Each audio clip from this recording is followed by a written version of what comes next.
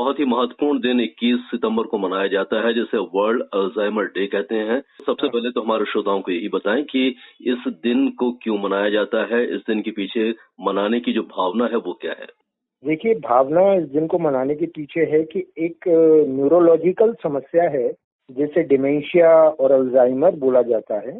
यह सामान्यतः बुजुर्गों की समस्या है और 60 साल से अधिक उम्र वाले लोगों को यह समस्या होती है।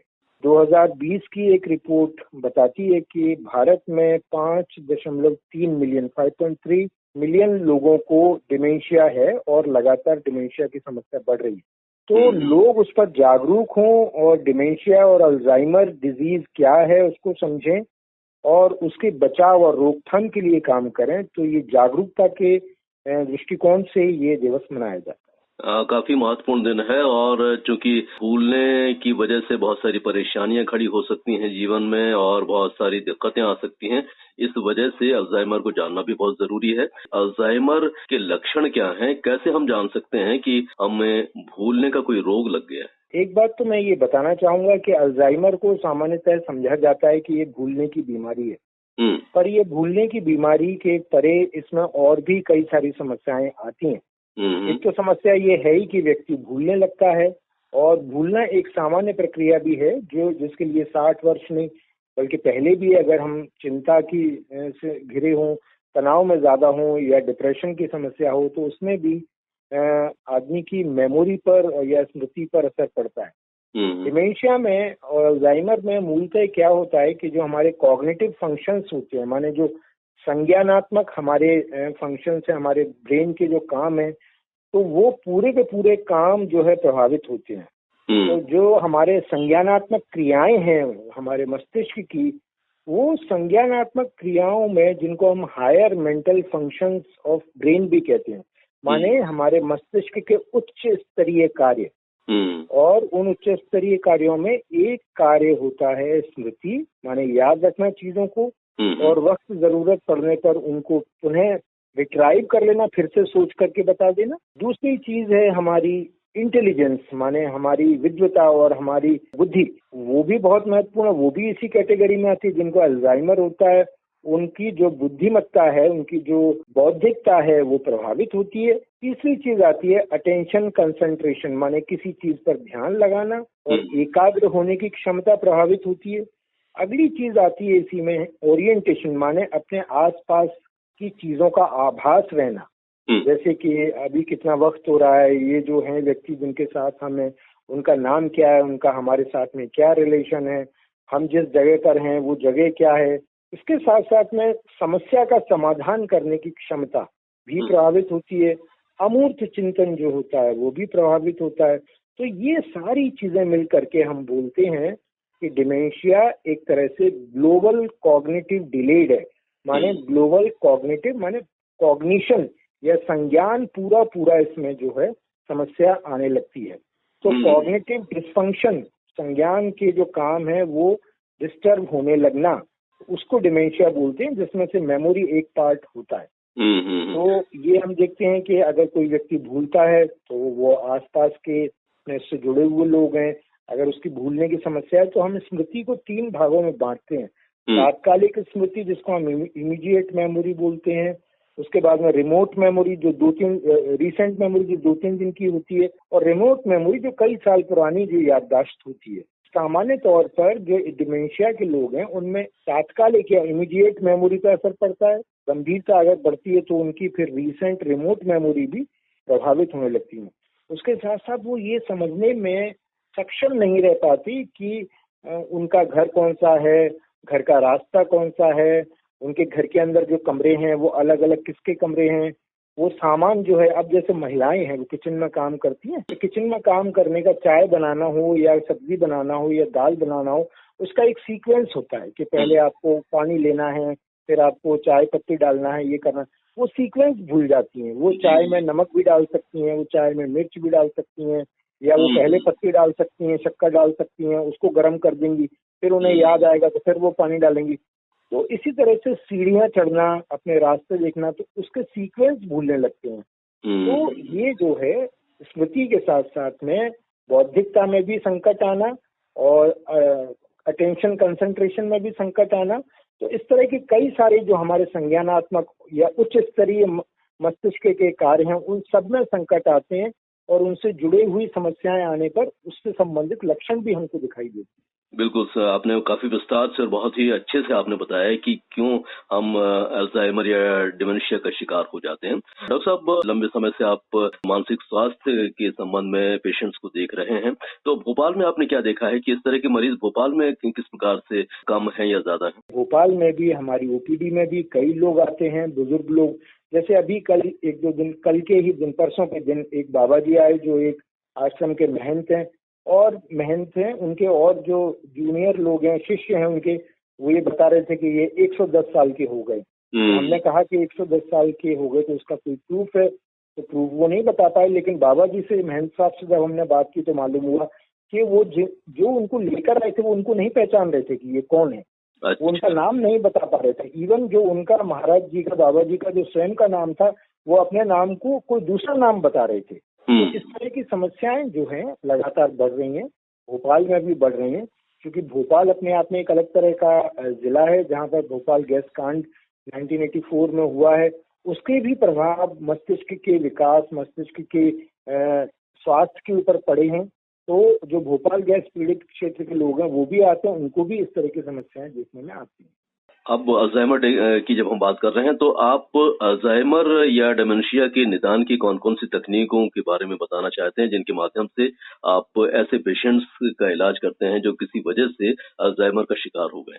हाँ, देखिए, निदान सबसे पहले ये देखा जाता है, या उपचार में सबसे पहले ये देखा जाता है इनको डिमेंशिया होने का, अल्जाइमर होने का कारण क्या है, क्योंकि उसके कई सारे कारण होते हैं। अब जैसे कई लोग जो हैं उनके अंदर बहुत ज्यादा पोषण की कमी होती है, तो पोषण की कमी की वजह से भी उनका मस्तिष्क सिकुड़ने लगता है, छोटा होने लगता है। तो इसकी वजह से उनकी स्मृति की क्षमता और बाकी सारी क्षमताओं पर असर पड़ता है।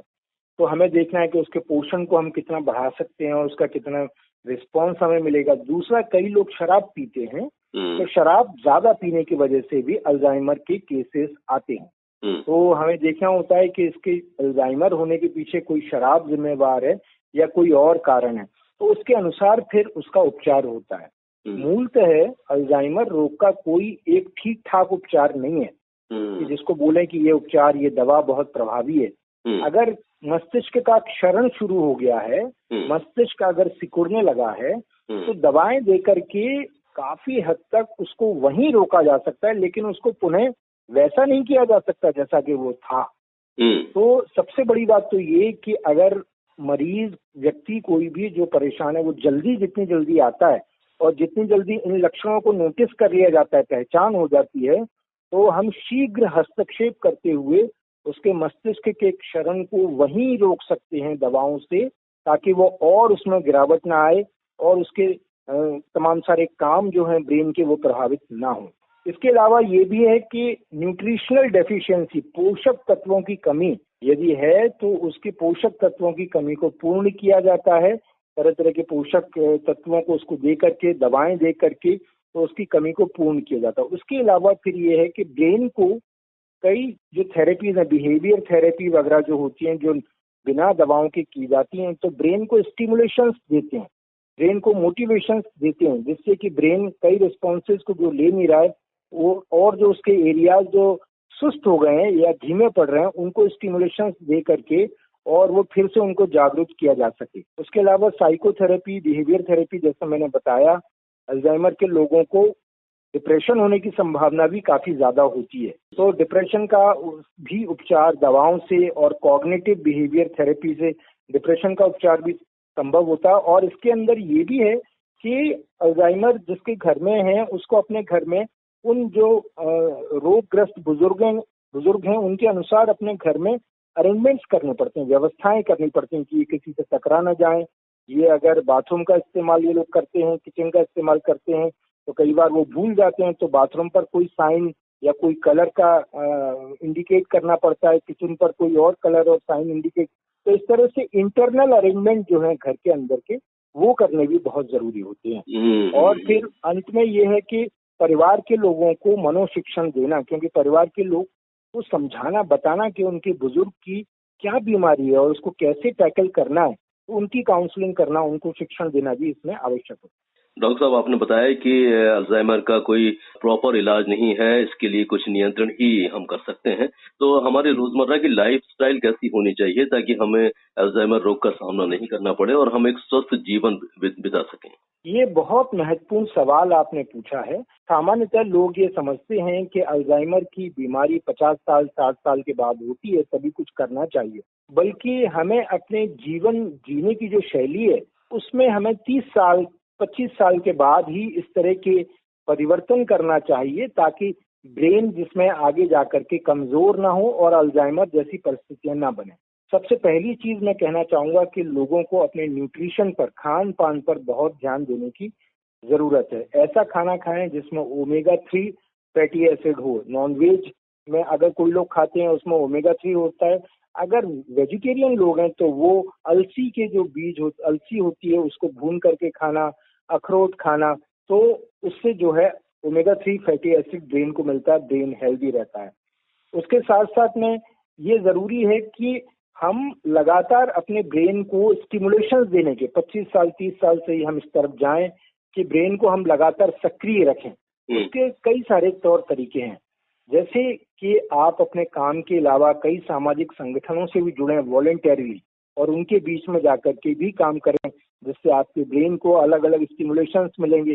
बागवानी करना, पेड़ पौधे लगाना, उनमें इन्वॉल्व होना, वो एक बहुत अच्छा काम है। उससे भी लोगों को मिलेंगे स्टिमुलेशन, ब्रेन को स्टिमुलेशंस मिलेंगे। उसके साथ साथ में म्यूजिक, डांस, इन दो चीजों का बहुत महत्व है।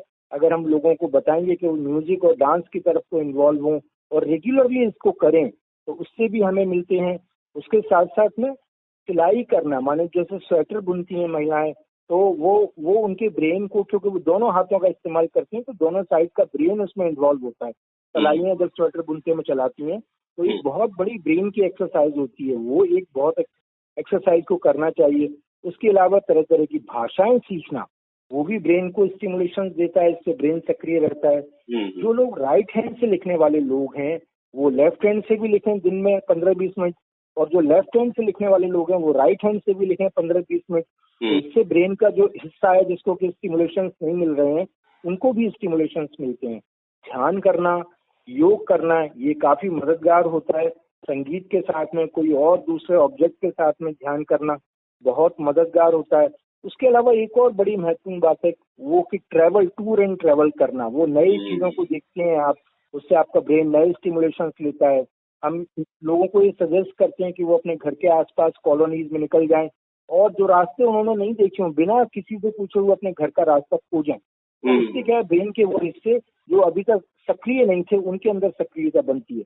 तो ऐसे कुछ तरीके हैं जिनसे कि लोग अपने ब्रेन को सक्रिय रख सकते हैं और लगातार सक्रिय रखते हुए अच्छे खान पान और अच्छे जीवन चर्या से वो अपने ब्रेन को बेहतर, उसके स्वास्थ्य को बेहतर रख सकते हैं और अल्जाइमर होने से बचा सकते हैं। बहुत ही विस्तार से और बहुत ही खास खास बातें आपने हमारे इस बातचीत में उजागर की, जिसके अपनाने से हम अपने लाइफ को एक बेहतर रूप में जी सकते हैं। इतनी महत्वपूर्ण चर्चा करने के लिए और इतना समय देने के लिए डॉक्टर राहुल शर्मा जी, आपका बहुत बहुत शुक्रिया। नमस्ते।